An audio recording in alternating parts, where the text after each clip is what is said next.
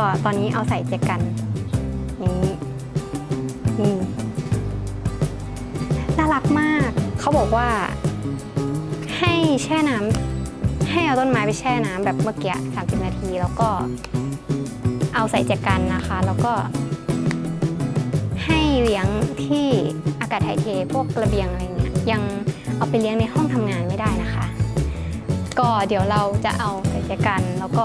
เอาไว้แถวระเบียงหน้าบ้านไปก่อนอาทิตย์หนึ่งแล้วค่อยเอาไปจัดโต๊ะได้นะคะ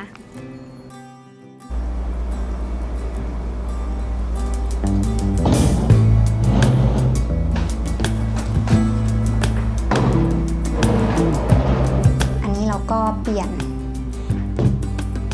น้ำต้นไม้แล้วก็อันนี้เราใส่หินที่เราสั่งมาพร้อมต้นไม้เรียบร้อยแล้วนะคะ